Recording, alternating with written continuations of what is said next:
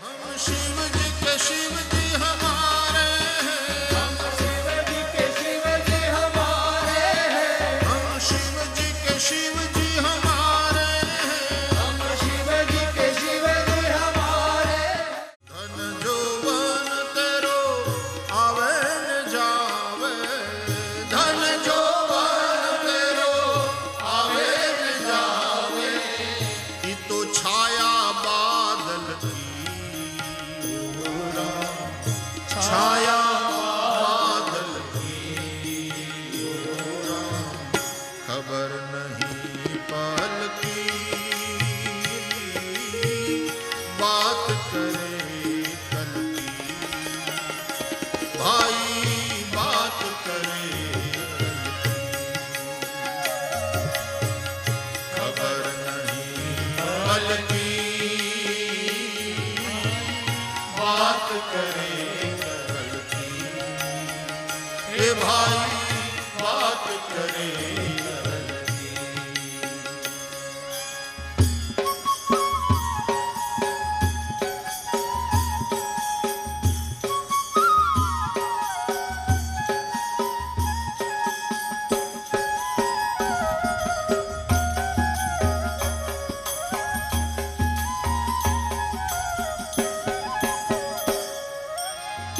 ભાવ ધરીને આમ ભણ નરસૈયો, ભાષા નરસિંહની નથી. પણ આપણે ત્યાં એવું પણ થયું ભક્તિ સાહિત્યમાં કે પાછળથી લોકોએ રચ્યા પદો અને નામા વિધાન નામાચરણમાં કાં મીરાને મૂકી દીધા, ક્યાં નરસિંહને મૂકી દીધા. એલા એવું ન કરાય. તો કે ના, આપણું નામ ન હોય ભાઈ, આપણું નામ ન હોય, સાધુ સંતોનું નામ રાખવું જોઈએ. એવી ભાવનાથી ગડબડ ગોટાળા કરી નાખ્યા. એ નમ્રતા હારી વાત છે. પોતાના લખેલા હોય ને કબીરને નામે. હવે આ ચાલો ને વિદુર ઘેર જાય વધવજી, ચાલો ને વિદુર ઘેર જાય ને એમાં કહત કબીરા સુન ભાઈ સાધુ, ભગત વેચે ત્યાં વેચે. આ ભાષા કબીરની નથી. પણ એવું થયું ભક્તિ સાહિત્યમાં.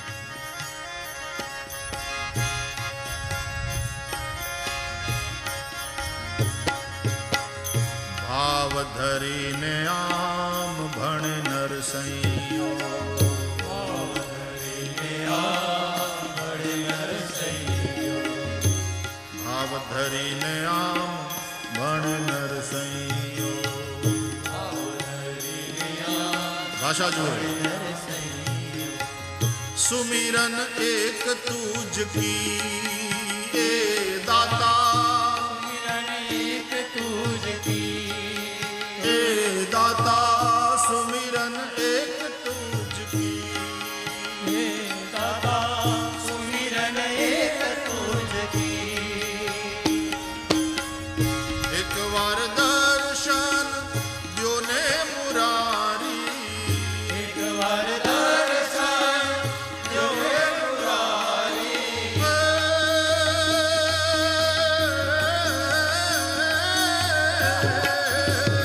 એક વાર દર્શન દ્યો ને મુરારી, એક વાર દર્શન દ્યો ને મુરારી, આશા દર્શન की हो राम, खबर नहीं पल की बात करे कल की, हे भाई बात करे कल की, खबर नहीं पल की बात करे कल की.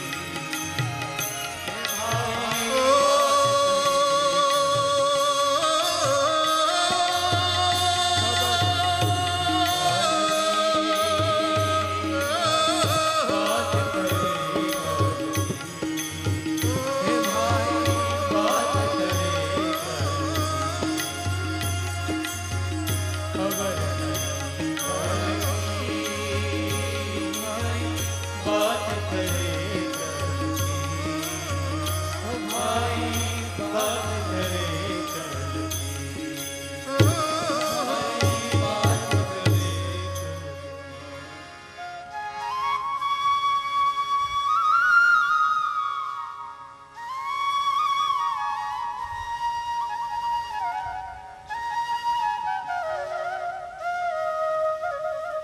પદને એટલા માટે યાદ કર્યું કે આ જે પંક્તિ છે, સરોવર દેખી આવ્યો આ હંસલો, આશ લઈ પ્યાસ લગી જલકી. આ ઈચ્છાઓ, આ વ્યાસનાઓ, આ તરસ એ આપણને લઈ આવે છે. આ આખું છે ને, ઈચ્છાઓનો ઓતાર છે. ઓતાર આવ્યો અને જેટલું પ્રારબ્ધમાં આયુષ્ય લખ્યું હોય ને ત્યાં સુધી ધૂણે શરીર.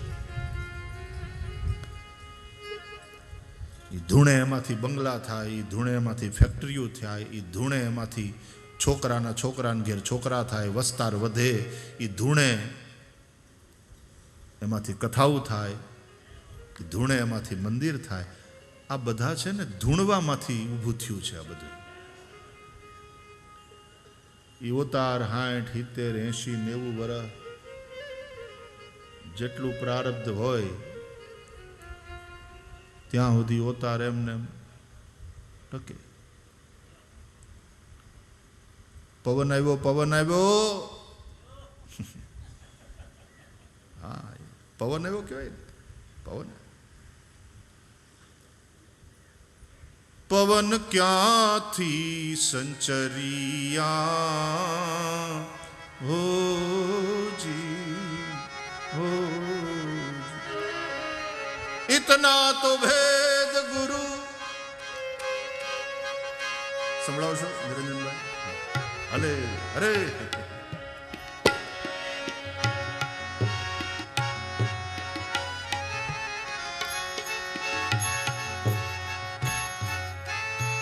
इतना तो भेद गुरु हमको बता दो, हमको बता दो. समझ पकड़ गुरु मोरी मैया रे, ओ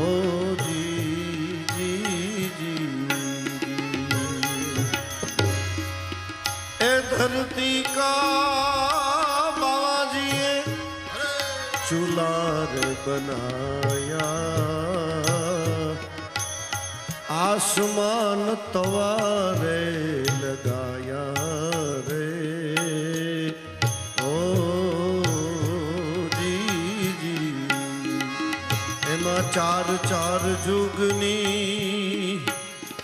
એ લકડી જલાઈ, चार जुग की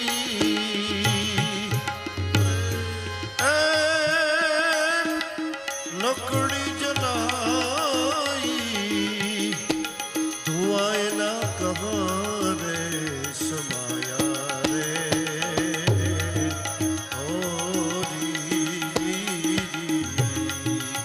इतना भेद गुरु गुरु गुरु हमको बता दो.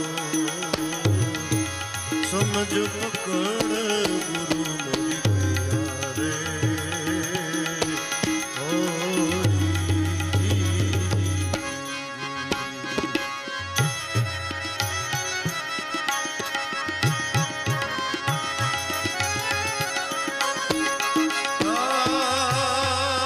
जल केरी मछिया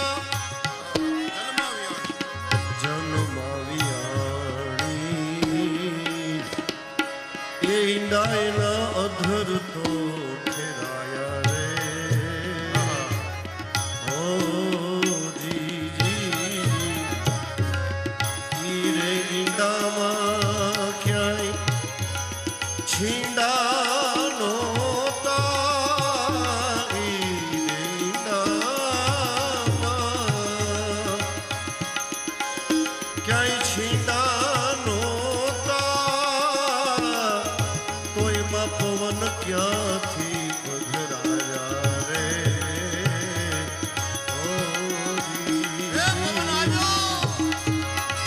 ઇતના ભેદ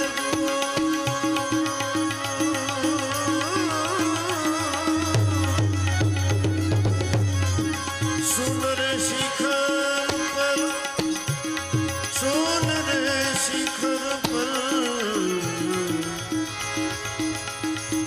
સુન રે શિખર પર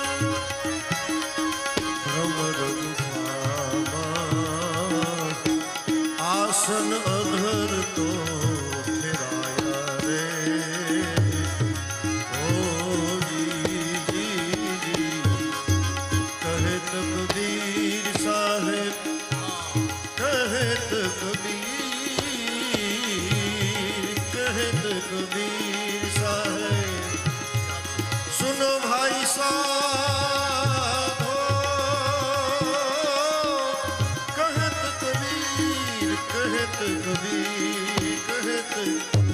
કબીર સાહેબ સુનો ભાઈ સાધો જાગ્યા સોઈ નરને પાયા રે ઓ જી જી ये इतना भेद गुरु हमको बता दो हमको बता दो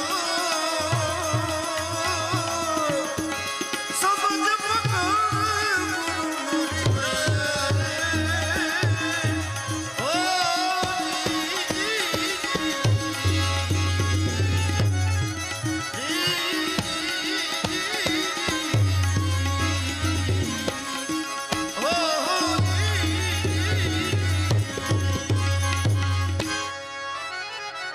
જય હો, જય હો, જય હો. અરે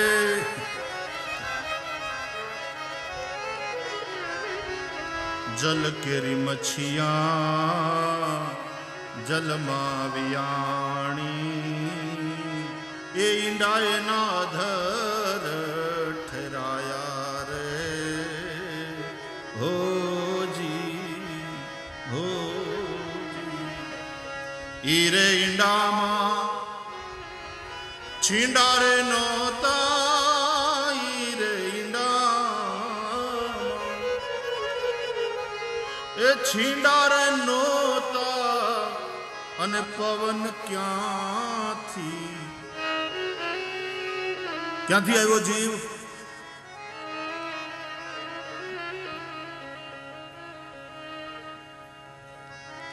જેવો કામ થોડીક ધ્રુજારી આવે ને એટલે એમ કે પવન આવ્યો પવન આને આને પવન આવ્યો આને પવન. પાણી છાંટો એલા બોલો ચટણી બોલો પાણી છાંટો ઓડ ધો ધો ધો ધો ધો ધો ધો ધો એટલા ઢાકલા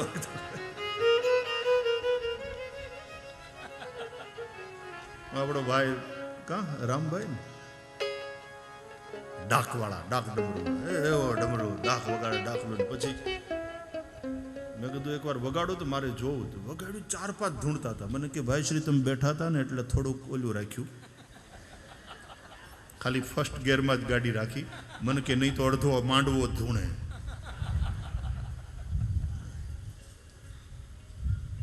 મેલડી ને મોગલ ને આન તેન બધા અને માતાજીને આ જે સ્તવન કરે ઓલા ડાકની હારવાર ભારે જમાવટ કરે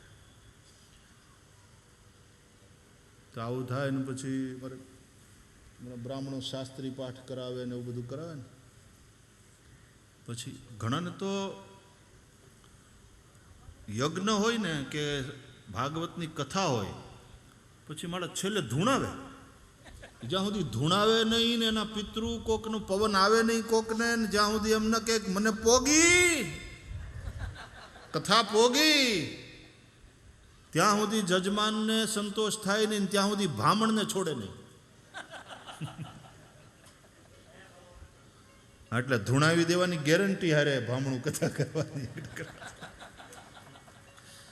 એ ભગવાન હજી હાલે છે સૌરાષ્ટ્ર ચાલો હરિમાં માતાજી આવ્યા અને તરત બધાએ પૂછ્યું કોણ તો કે હું રાંધલ અને પછી તો એ વાંક કાઢવા માંડ્યા બ્રાહ્મણનું આવડો આમ હા હરખું નથી કર્યું ને આ હરખું નથી કર્યું ને એટલા માટે મને પોગ્યું નથી ને વગેરે વગેરે તો બહુ થયું ને પછી ઓલો બ્રાહ્મણ બીજો હતો ને સમજી ગયો કે આ બેન ખરેખર કંઈ એવું છે ને નખરા કરે છે પોતાનું માધ્યમ વધારે છે તો એમ થોડીક વાર હાલ્યું ને તો ઓલો હારવાર બીજો ઓલો વિનોદી બ્રાહ્મણ ટીખળી હતો ને એણે ચાલુ કર્યું ઓલું બધું વાગતું હતું ને એમાં આણે તે હમ કરીને સીધો થાપો માર્યો. એ ભામણે હરીમાં આવ્યા કે થાપો માર્યો ને ધૂણવા માંડ્યો. એટલે બધાએ પૂછ્યું તું કોણ? તો કે હું સુરત નારાયણ. હું સુરત નારાયણ. ને પછી જેને રાંદલ આવ્યા તો એ કે મન પૂછ્યા વગર કેમ આવી?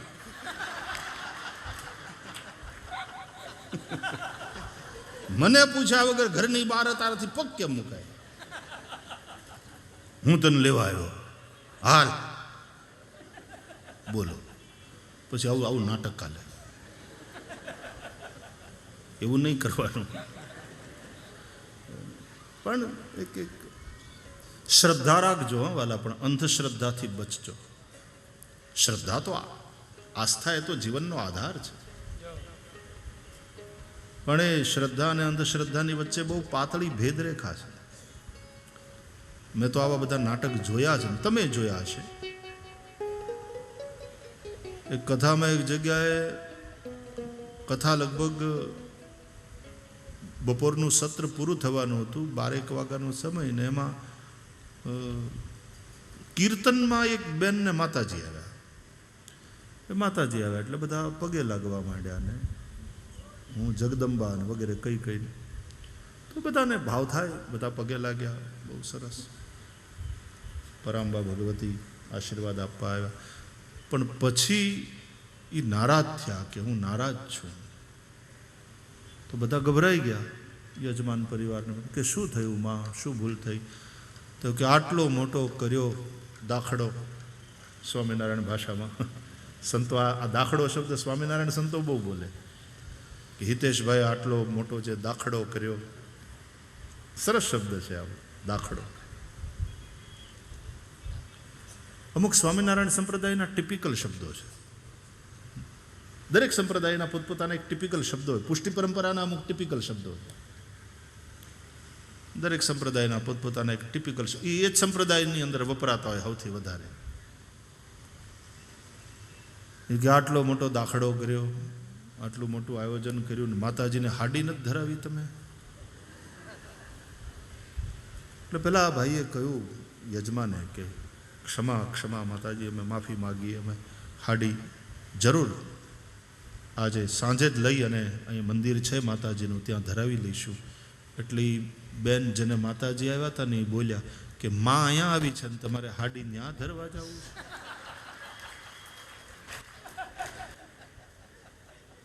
આય ધરો.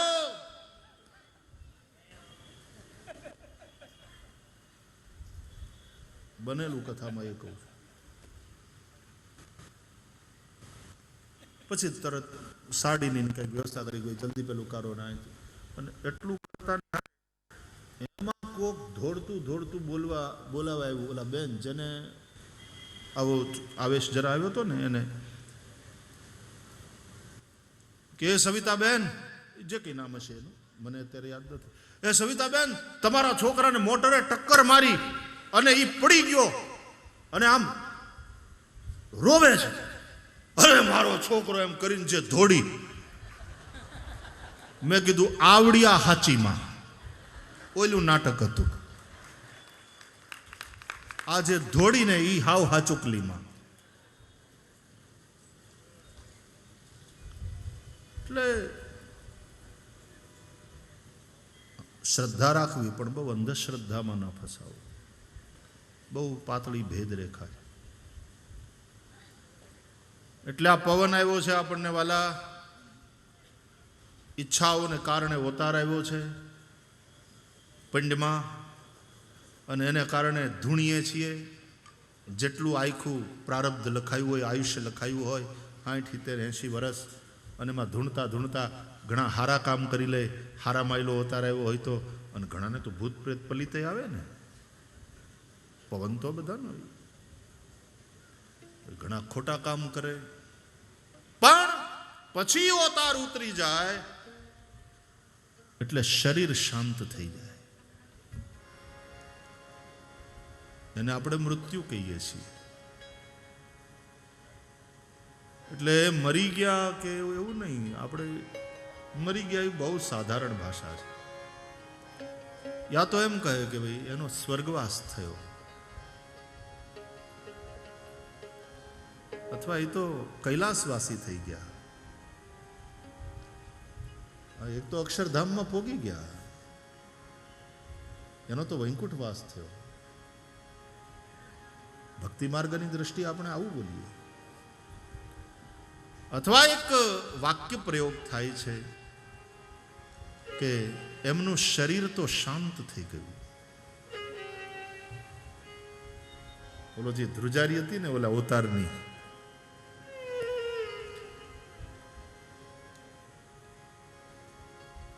જો સામે વાળાની ઈચ્છા પૂરી થઈ જાય, એને જે માગ્યું હોય એ તમે આપો,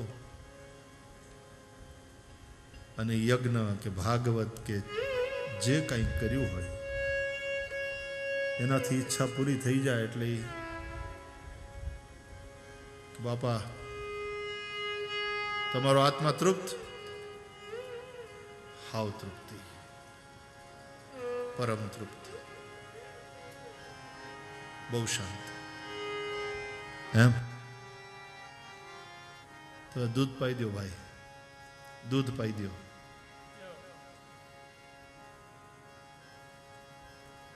દૂધ પીવડાવે, પાણી પીવડાવે અને પોતાર શાંત થઈ જાય. આપણે છેલ્લે ગંગાજળની ચમચી એટલા માટે જ મૂકે છે મોઢામાં કે બસ વાલા હવે પાણી પાઈ દો.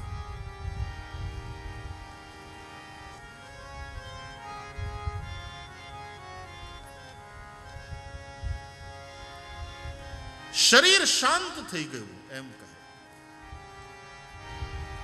અને એમાંય ચતુર્થાશ્રમના સંન્યાસીનું શરીર જ્યારે શાંત થાય, સ્વર્ગસ્થ થયા છે, એનું મૃત્યુ થયું છે આવું ન કહેવાય. એ બ્રહ્મલીન થયા. સંન્યાસ પરંપરામાં બ્રહ્મલીન થયા. અને પછી એમના પાર્થિવ શરીરને સમાધિ આપવામાં આવે અને એ સમાધિ મંદિરમાં કોઈક, પછી આપણે પાદુકા પણ ત્યાં પધરાવતા હોઈએ છીએ એમની. અને નહીં તો પ્રાચીન પરંપરા એવી હતી સંન્યાસીઓમાં કે જ્યાં સમાધિ આપી હોય ત્યાં પછી શિવલિંગ પધરાવવામાં આવે, એક શિવાલય બનાવવામાં આવે, શિવલિંગ પધરાવવામાં આવે.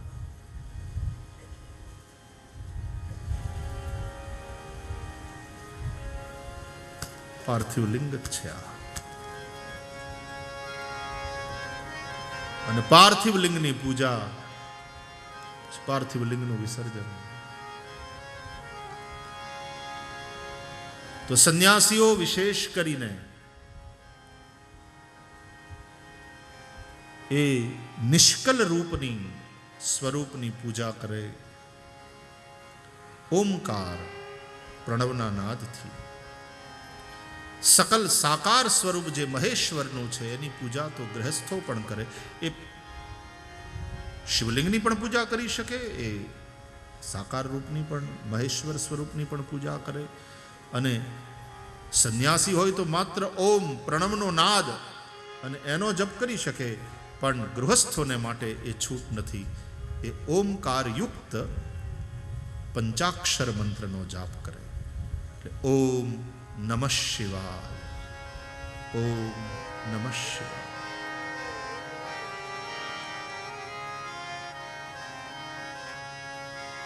વેદ મંત્ર પહેલા ઓમકારનો નાદ, કારણ કે ઓમકારમાંથી જ બધા મંત્રો પ્રગટ થયા છે. આ ઓમકારમાંથી પંચાક્ષર, એમાંથી ગાયત્રી, ને ગાયત્રીમાંથી બધા વેદો, કારણ કે ગાયત્રી વેદ માતા કહેવાય છે. શિવ પુરાણમાં સંવાદ છે બ્રહ્મા અને વિષ્ણુનો શિવજી સાથે. જ્યારે વિષ્ણુ નીચે તરફ ગયા અને ગहराई कितनी है इस ज्योतिर्लिंग की, इस ज्योति स्तंभ की नाप नहीं सके. ब्रह्मा ऊपर की ओर गए और ऊंचाई क्या है इस ज्योति स्तंभ की नहीं नाप सके. અને આમાં જે થોડી શિવપુરાણમાં કથા છે ને, એમાં તો આ દેવતાઓનું પણ એટલું બધું માનવીકરણ કરવામાં આવ્યું છે. એટલે આપણે જેવા કાવા દાવા કરીએ ને એવા કાવા દાવા બ્રહ્મા અને વિષ્ણુ કરતા દેખાડ્યા છે આમાં શિવપુરાણ.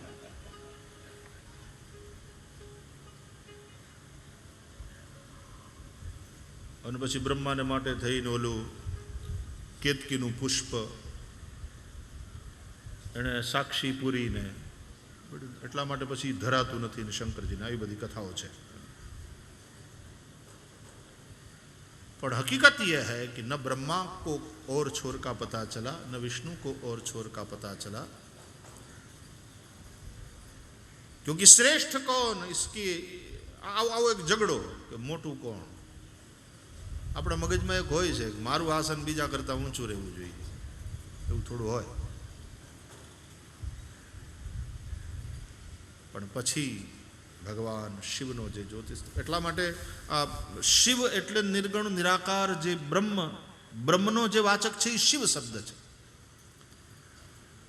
પણ મહેશ એ સકલ રૂપ છે. એટલા માટે આ કેટલાક લોકો નથી કહેતા કે શિવ અને શંકર બે જુદા છે. આમ તો એક જ તત્વ છે, પણ જુદા એટલે એટલા પૂરતા કે શિવ એ નિરાકાર સ્વરૂપ અથવા તો લિંગ સ્વરૂપ અને શંકર એ મહેશ્વર સ્વરૂપ સકલ સાકાર સ્વરૂપ છે. આટલો જ ફરક છે. બાકી તત્વની દ્રષ્ટિએ એમાં કોઈ ભેદ નથી. જેમ ગોસ્વામી તુલસીદાસજી રામચરિતમાનસમાં નિવેદન કરે છે, અગુણ સગુણ दुई ब्रह्म स्वरूपा सगुण दुई ब्रह्म स्वरूपा अगुण सगुण दुई ब्रह्म स्वरूपा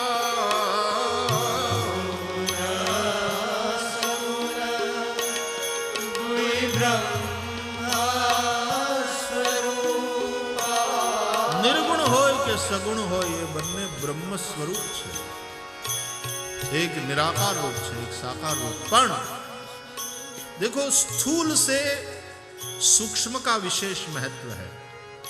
क्यों? क्योंकि स्थूल से सूक्ष्म में विशेष ताकत होती है.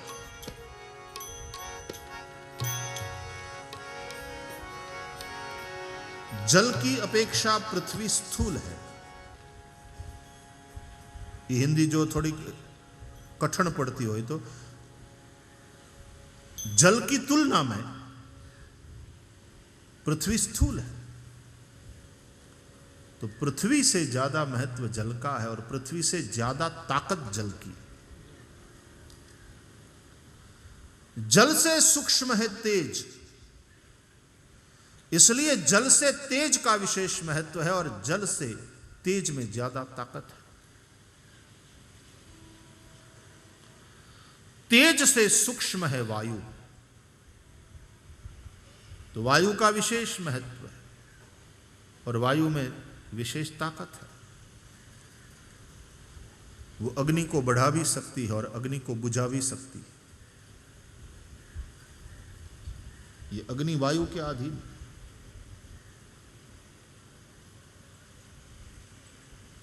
वायु से सूक्ष्म है आकाश, इसलिए वायु से विशेष महत्व है आकाश का और आकाश की ताकत भी ज्यादा है. वायु की गति आकाश में ही है. यदि आकाश अवकाश न दे तो वायु की गति संभव नहीं.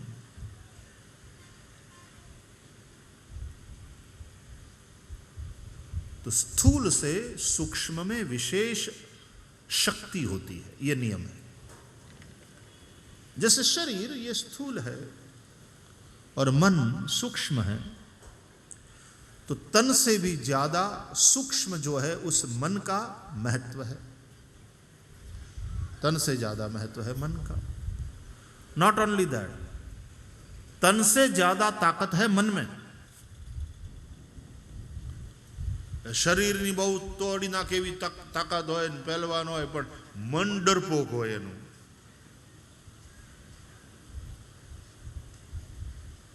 પણ આમ શરીર ભલે દુબળું પાતળું હોય, પણ મન જેનું આત્મવિશ્વાસથી ભરેલું. અને મન ઓલાનું નબળું કેમ છે? કારણ કે એણે મનની તાકાતનો અનુભવ જ નથી કર્યો. મનોવિજ્ઞાન પણ કહે છે કે મનની શક્તિનો બહુ નાનકડો ભાગ આપણે વાપરીએ છીએ. મનની શક્તિનો અધિકાંશ હિસ્સો વપરાયા વિના પડ્યો રહે છે. मन में बहुत ताकत है, मन की बड़ी ताकत है. અને એટલા માટે મનને ભગવાન શ્રી કૃષ્ણ ગીતામાં પોતાની વિભૂતિ કહે છે. ઇન્દ્રિયાણામ મનશ્ચાસ્મી, मन हूं છું. मन के चलते ही जीव को बंधन होता है, मन के चलते ही जीव की मुक्ति हो जाती है. मन एव मनुष्याणाम कारणम बंध मोक्षयो. આવું કહ્યું છે. અને એટલા માટે જ જે સકલ રૂપ છે એટલે કે સાકાર રૂપ છે મહેશ્વરનું, એના કરતાં વિશેષ મહત્વ નિષ્કલ સ્વરૂપ એટલે કે શિવલિંગનું છે. वो ब्रह्म स्वरूप है, उसका कोई और छोर नहीं. उसका न आदि है, न अंत है, न मध्य है. और वही इस सृष्टि का अभिन्न निमित्तोपादान कारण है. उस शिव के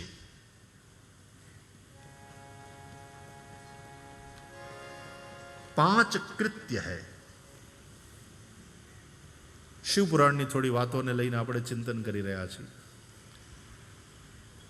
શિવજીના પાંચ કૃત્ય, એના પાંચ કાર્ય. સૃષ્ટિ પહેલું કાર્ય, સ્થિતિ બીજું કાર્ય, સંહાર ત્રીજું કાર્ય, તિરોભાવ ચોથું કાર્ય અને અનુગ્રહ આ પાંચમું કાર્ય. આ પાંચ કાર્ય છે શિવજીના. સૃષ્ટિ, સ્થિતિ, સંહાર, તિરોભાવ, અનુગ્રહ. પાંચ કાર્ય.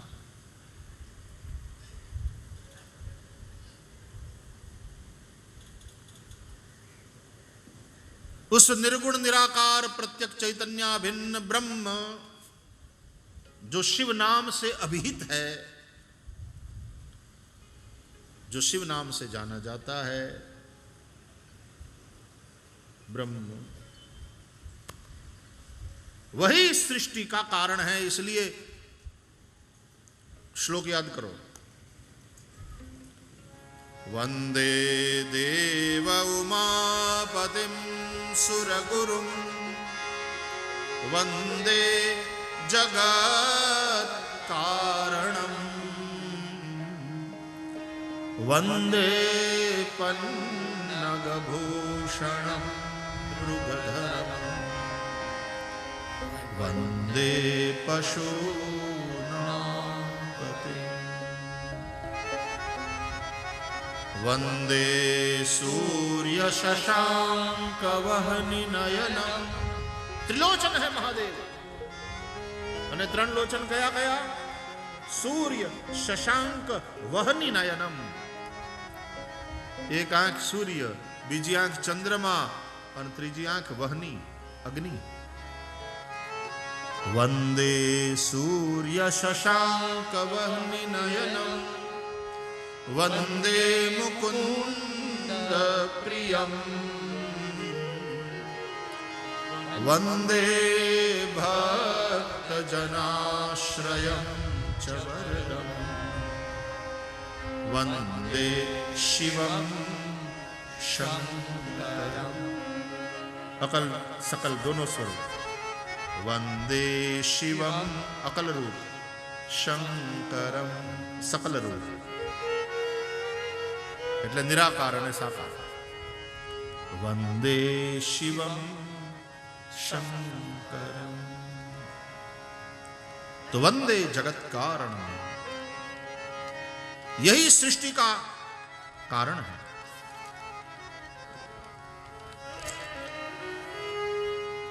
तो सृष्टि के बनाने वाले, ये जो उद्भव करते हैं, उसको, उस कार्य को कहते हैं सृष्टि। और फिर उस सृष्टि का स्थिर रहना, पालन, उसी कार्य को स्थिति कहते हैं। और एक समय आता है कि उसका विनाश कर देते हैं महादेव, प्रलयंकर।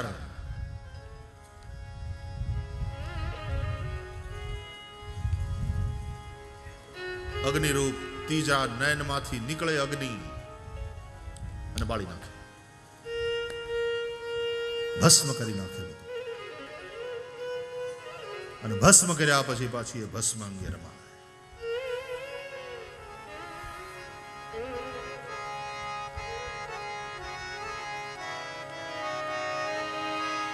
ઉજ્જૈનમાં ભગવાન મહાકાલની પૂજા સવારના સ્મશાન ભસ્મથી થાય। સ્મશાનમાંથી ભસ્મ લાવવા। અને તમે જો સવારના પોરમાં ઉજ્જૈનમાં મહાકાલ ભગવાનની પૂજાના દર્શન કર્યા હશે તો બધો શૃંગાર થઈ જાય ને પછી ઓલી જે ભસ્મ લાવ્યા હોય એને એક પાતળા કપડામાં ભરી હોય અને પછી એની પછી આમ આમ આમ આમ કરે, એટલે આમ પાવડર જેવી ભસ્મ એમાંથી ખરે અને ભગવાન શિવ ઉપર અને ભોળોનાથ એના હણગાર ધરે, ઉડતી હોય ભસ્મ। અંગે ભસ્મ સ્મશાન નિચોડી, સંગે રાખો સદા ભૂત ટોળી। અંગે ભસ્મ સ્મશાન નિચોડી, સંગે રાખો સદા ભૂત ટોળી। ભાલે કર્યું કંઠે વિષ ધર્યું, અમૃત આપો દયા કરી શિવ દર્શન આપો। શંભો શરણે પડી માગું ઘડીએ ઘડી કષ્ટ દયા કરી શિવ દર્શન આપો। દયા કરી શિવ દર્શન આપો। દયા કરી શિવ દર્શન આપો।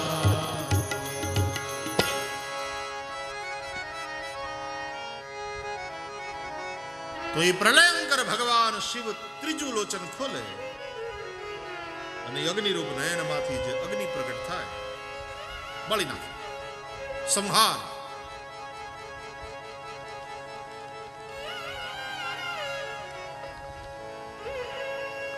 શરીરને આપણે ત્યાં જે બાળવાની પ્રથા છે, શબને, શિવ નીકળી ગયા એટલે આ શબ, અને પછી નીકળી ગયેલા શિવ અહીંથી આમ ત્રીજું લોચન ખોલે, એ ચિતાનો અગ્નિ અને એમાં શરીર બળીને ભસ્મ। અંગે ભસ્મ સ્મશાન ચોડી, સંગે રાખો સદા ભૂત ટોળી। ભાલે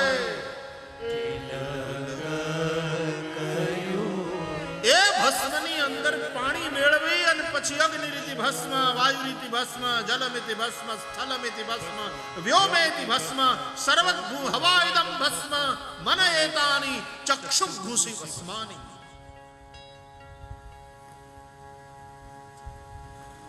પ્રસદ્ય ભસ્મના જોનેમાં મંત્રો બધા બોલી અને પછી ત્રાયુખંજમદગ્ને કશ્યપસ્યતિરાયુખમ જતેવે પુત્રાયુખં તન્નો અસુત્રાયુખમ. એની પાછી પદ્ધતિ છે. એ ભસ્મનું જે ત્રિપુંડ્ર કરે એ વચલી બે આંગળીઓ મધ્યમાં અને અનામિકા અને એની વચ્ચે આમ અંગૂઠો અને એ કરીને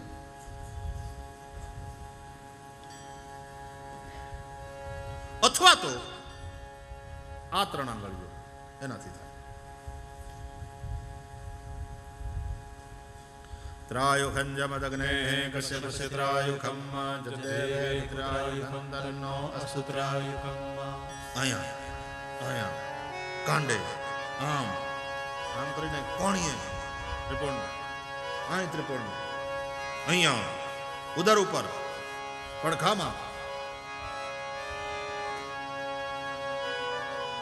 કેટલી જગ્યાએ ત્રિપુંડ્ર કરવા એનું વિધાન છે. તમે સંન્યાસી મહાપુરુષોને જોયા હશે એમના ત્રિપુંડ્ર સાથે.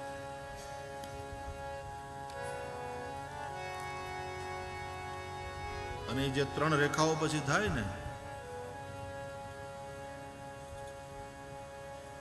એ ગંગા યમુના સરસ્વતી જેવી.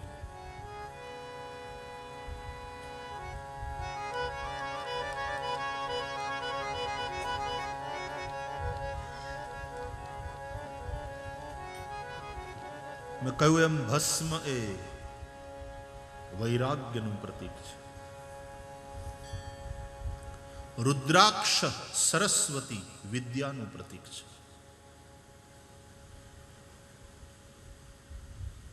એ સરસ્વતીનું વિદ્યાનું જ્ઞાનનું પ્રતીક છે. ભસ્મ વૈરાગ્યનું પ્રતીક છે.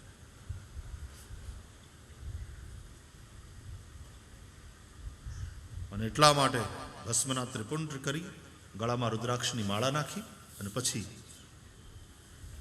પૂજાનો અધિકાર, પછી અભિષેક કરો, પછી ભોળાનાથની પૂજા કરો. તો આ ત્રીજું નયન અગ્નિ સ્વરૂપ, એમાંથી નીકળતો અગ્નિ અને એનાથી સંહાર, આ ત્રીજું કાર્ય. સૃષ્ટિ, સ્થિતિ, સંહાર, ચોથું તિરોભાવ. પ્રાણોનું જે ઉત્ક્રમણ થઈ જાય, નીકળી જાય, એની ઊંચી સ્થિતિ થાય અને પછી એ જીવ શિવમાં મળી જાય. એનું નામ જ અનુગ્રહ. એનો બીજો અર્થ મોક્ષ.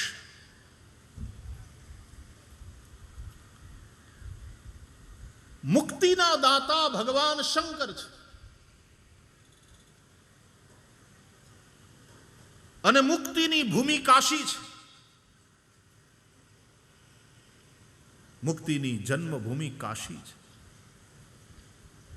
કાશીમાં મરનારના કાનમાં ભગવાન શંકર તારક મંત્ર નો ઉપદેશ કરે છે અને એ જીવ મુક્ત થાય. રામચરિતમાનસમાં પણ ગોસ્વામી તુલસીદાસજી એનું વર્ણન કર્યું.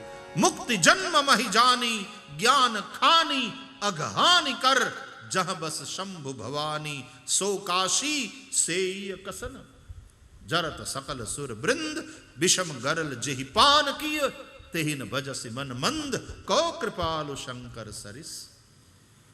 મુક્તિ જન્મ મહી જાની. મહી એટલે ભૂમિ, જન્મ મહી એટલે જન્મભૂમિ. મુક્તિની જન્મભૂમિ છે. અને એટલા માટે જ કાશીએ મરવા જાય બધા. કાશીનું મરણ. અને આપણે જ પાછા ખાવાના શોખીન ને એટલે સુરતનું જમણ. અને કાશીનું મરણ. મુક્ત થાય છે. આ જેને લઈને મુક્ત થાય છે જીવ, એ અનુગ્રહ, એ શિવજીનો અનુગ્રહ.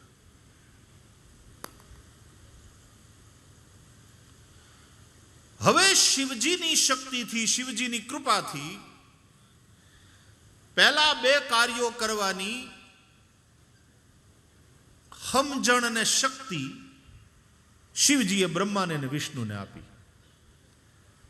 એટલે સૃષ્ટિ કરતા બ્રહ્મા અને સ્થિતિ પાલન કરતા વિષ્ણુ.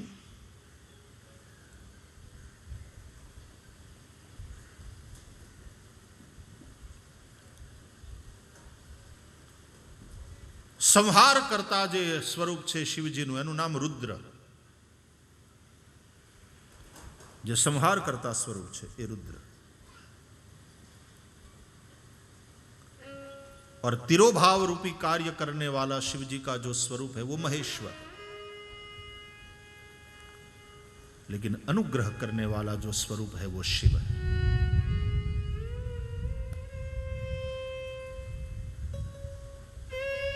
तो ब्रह्मा भी शिव रूप है, विष्णु भी शिव रूप है, रुद्र महेश्वर ये भी शिव जी की ही विभूति है. तो शिव जी की कृपा से ब्रह्मा सृष्टि रूप कार्य करते हैं, शिव जी की कृपा से ही विष्णु स्थिति रूप कार्य करते हैं, शिव जी की ही विभूति रूप रुद्र संहार रूप कार्य करते हैं, शिव जी के ही विभूति रूप महेश्वर तिरोभाव वाला कार्य करते हैं. और अनुग्रह तो केवल और केवल शिव ही करते हैं. और इसलिए शिव मोक्षदाता. હજી આના વિશે ઘણું બધું વિવરણ કરવું છે, હજી અહીં પૂરું નથી થતું. આ પંચકાળ સાહેબ એટલું એટલું ભર્યું છે આ બધા પુરાણોમાં. લાખો શિવપુરાણ કહેવાનો ઉપક્રમ રાખ્યો જ નથી, પણ શિવપુરાણને આધારે, રામચરિતમાનસને આધારે, અન્ય પુરાણોને આધારે આપણે શિવચરિત્ર અને શિવનો મહિમા ગાવાનો ઉપક્રમ રાખ્યો છે અહીંયા. અને શિવપુરાણ તો એટલો નહીં તો મારે પાછા શિવપુરાણના આમંત્રણ ચાલુ થઈ જાય, ભાઈ શ્રી શિવપુરાણ કરે ના, હું એવું નહીં. પણ મને શિવપુરાણ પણ ગમે. એટલા માટે રામચરિતમાનસમાંથી આમ નીકળ્યો, ત્યાંથી લિંક આપીને મેં કીધું તમને, રામચરિતમાનસમાંથી ભાગવતમાંથી લિંક આપી છે, એટલે અહીં शिवचरित्र में આવતા રહ્યા. और उस हिसाब से मैं आप लोगों के साथ शिवचरित्र की चर्चा कर रहा हूं. बहु आनंद आवे. हजी આપણે આ 5 કાર્યો ઉપર આગળ વિચારવું છે. કયા કયા 5 કાર્ય ફરીથી એકવાર યાદ કરી લો બધા. સૃષ્ટિ, સ્થિતિ, સંહાર, તિરોભાવ, अनुग्रह. सृष्टि रूप कार्य शिवजीना अनुग्रहથી બ્રહ્મા કરે, સ્થિતિ રૂપ કાર્ય શિવજીના અનુગ્રહથી વિષ્ણુ રૂપે કરે. પછી શિવજીની જ બે વિભૂતિ રુદ્ર અને મહેશ્વર, રુદ્ર રૂપે સંહાર વાળું કાર્ય, મહેશ્વર સ્વરૂપે તિરોભાવ વાળું કાર્ય, અને અનુગ્રહ એ જે મુખ્ય વસ્તુ છે, સૌથી શ્રેષ્ઠ વસ્તુ જેને લઈને મોક્ષ થાય છે જીવનો, એ કાર્ય સ્વયં અને માત્ર ને માત્ર શિવ જ કરે છે. અને એ જ કરી શકે છે જીવને મુક્તિ આપવાની. આવો આટલી ચર્ચા આજના આ સત્રમાં કરી, પછી આગળની ચર્ચા બીજા સત્રમાં આના ઉપર થોડો વિસ્તાર કરીશું. આવો થોડી વાર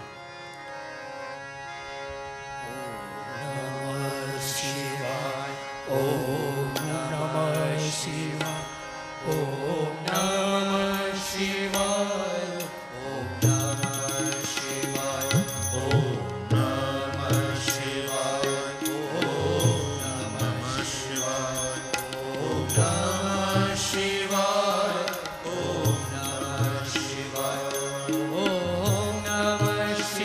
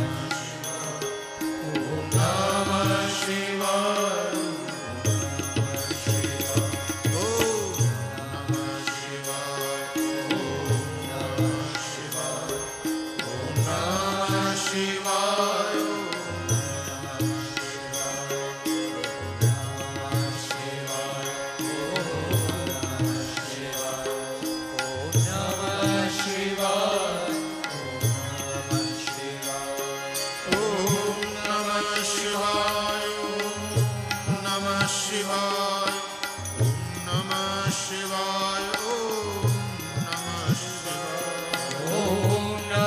शिवाय ओम नमः शिवाय ओम नमः शिवाय ओम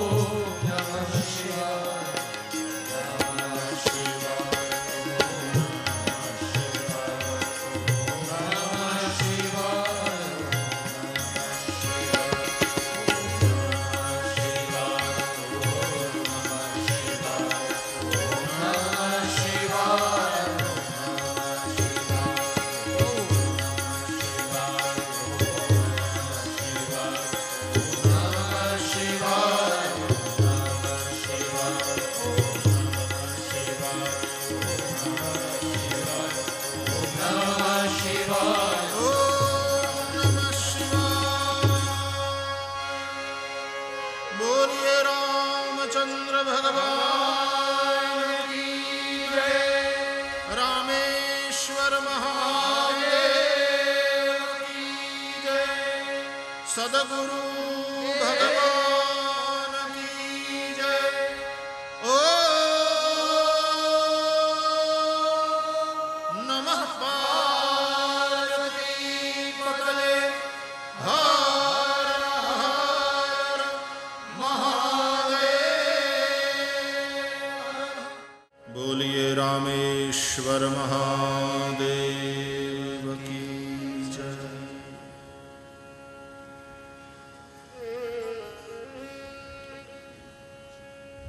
परम रम्य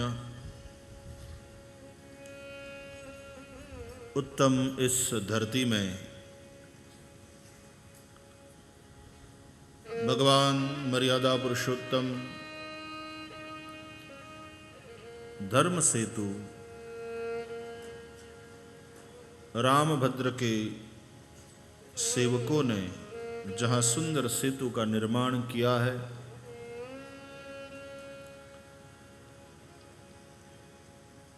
उस दिव्य धरती को देखकर भगवान मर्यादा पुरुषोत्तम प्रभु श्री रामभद्र को शिवाराधन करने की इच्छा हुई।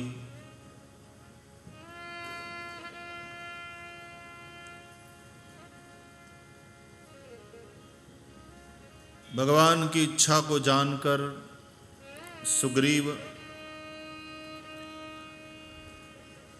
अपने दूतों को भेजता है। ऋषि मुनियों को प्रार्थना करके बुलाया जाता है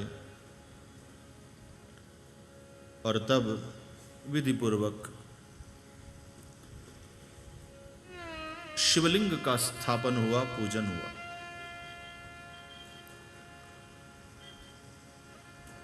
कथा है कुछ कपि ऋषियों को बुलाने, महापुरुषों को बुलाने गए, क्योंकि शिव प्रतिष्ठा करानी है। और हनुमान जी गए शिवलिंग लाने। आप यहां दर्शन करने जब गए तो यहाँ के पुरोहितों के द्वारा यह सब कथा आपने श्रवण किया है। हनुमान जी को शिवलिंग लेकर के आने में देर हो रही है, मुहूर्त बीता जा रहा है, और तब भगवान ने पार्थिव लिंग बनाकर पूजन किया। तब तक हनुमान जी आ गए और उनको ये नहीं लगे कि मेरा पुरुषार्थ व्यर्थ चला गया। तो हनुमान जी के द्वारा लाया हुआ वह विग्रह भी पधराया गया। लिंग थापि विधिवत करी पूजा, शिव समान प्रिय मोहि न दूजा। धर्ममूर्ति भगवान राम ने अपने मुख से कहा कि शंकर के समान दुनिया में मुझे दूसरा कोई प्रिय नहीं। शिव का द्रोही हो और मेरा भक्त कहावे, वह मनुष्य स्वप्न में भी मेरी प्राप्ति नहीं कर सकता। शिव जी के विमुख होकर के जो प्राणी मेरी भक्ति की कामना करे वह तो नरक में जाता है, वह ना समझ है। हम लोगों ने उत्तरकांड में जहां भगवान श्री राम प्रजा को उपदेश कर रहे हैं,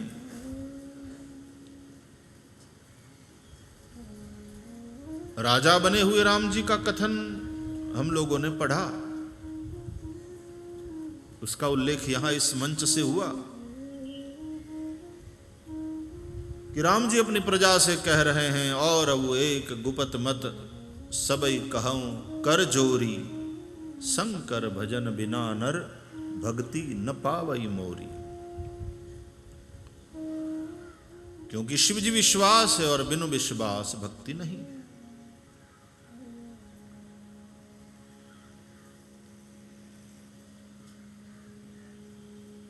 कोई शैव हो जिसको शिव बहुत प्रिय है और भगवान नारायण का द्रोह करे,